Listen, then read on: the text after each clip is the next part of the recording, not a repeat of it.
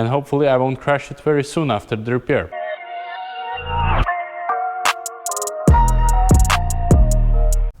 What a beautiful day today to start a new track project. Well, maybe it's actually not so new. Maybe it was already driving for a while on the track and was forgotten for nearly 2 years. So this is one of 3 last E36 Coupes which we were renting, and it was not driving in the track anymore since 2021, well, because of obvious reasons. And since when it was simply parked. We use some parts to run other E36s, but since 2022 we do not rent any E36s anymore, so this car was simply standing there. And now I thought maybe it's a good idea to bring it back to life and have a personal track tool. Maybe it won't be the most pretty E36 in the track, but it will definitely bring some joy. So it's equipped with 2.5 M50 engine, well actually M52 B25 with aluminium block with M50 B25 manifold. So internally the engine is exactly same as 2.5, but this engine went to 323 models. But the good part is that when you have aluminium block, the engine has the same power as 2.5, but it's lighter, about 20 kilos, than the cast iron block.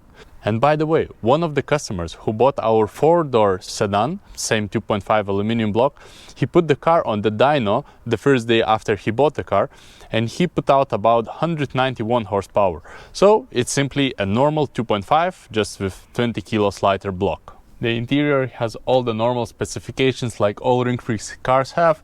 So it's the full roll cage welded in, carbon fiber door panels, aluminium floor mats, short shifter, well at the moment no steering wheel, IM dash logger and also dash camera. So yeah, so interior is quite simple, track tool interior with the FIA roll cage. In suspension we run BC coilovers, and apart that, most of the parts are actually original E36 parts. So we simply run M3 front arms with the bushings.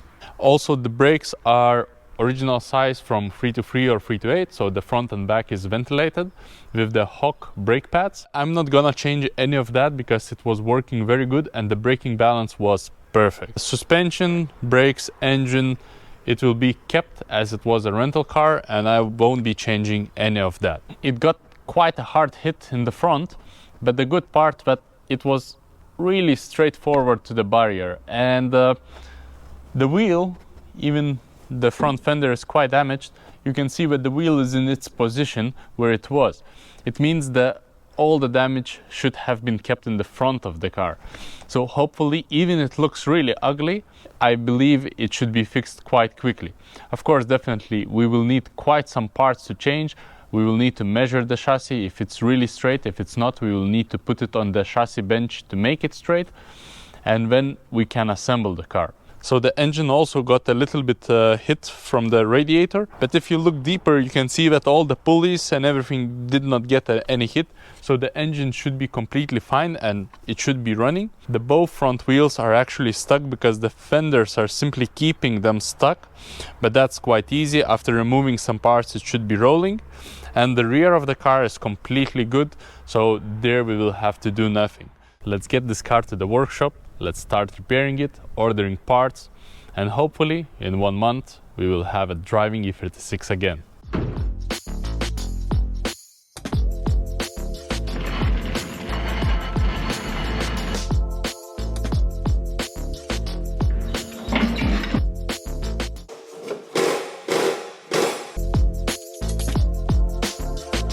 With the help of Linus, we got the car on the lifter, and now let's see actually how the damage looks like. In beginning I thought the damage actually was not so bad, but after a better look we see that the hit was quite good.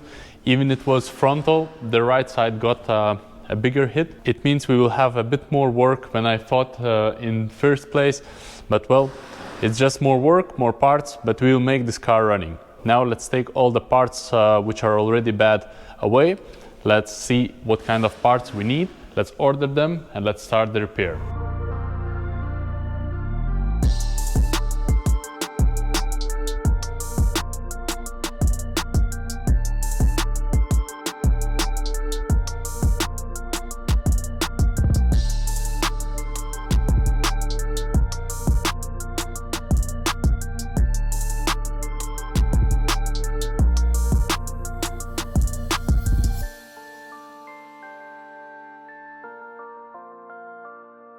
Okay, so most parts from the front are already removed. And yeah, let's review what kind of parts we removed, and maybe something will be still useful, but most of it will be needed to be bought new.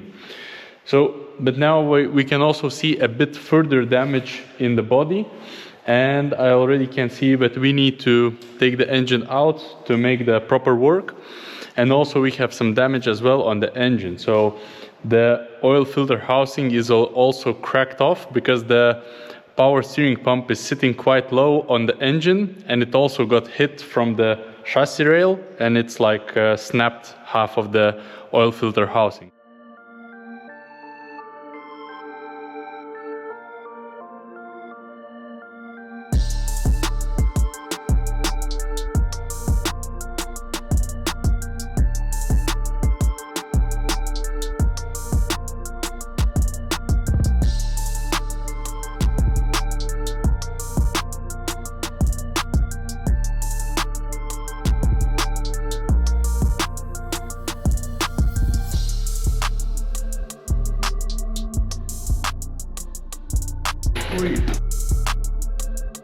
So after a couple hours of work, I finally managed to get the engine out, and now we can see the damage completely. So after this inspection, there will be no more surprises, and hopefully the repair won't take too long. On the engine, like how I feared, there is actually no more damage apart the oil filter housing. So that's quite an easy fix. We just need a new oil filter housing, we change it, and that's it. So that's really not a big issue. So I'm happy to see that this rebuilt engine is still good to use. And now let's look at the chassis. So we can see that the complete front needs to be replaced. So basically everything front of the top mounts needs to be changed, and a little bit more. So we will need to get a new parts for this car. We will need to do some cutting, drilling, welding, and etc. A lot of measuring to make it right. But yeah, I believe after quite some work in it, the car will be like new again. So yeah, it won't be as new, but it will be really good and straight. That I can promise you.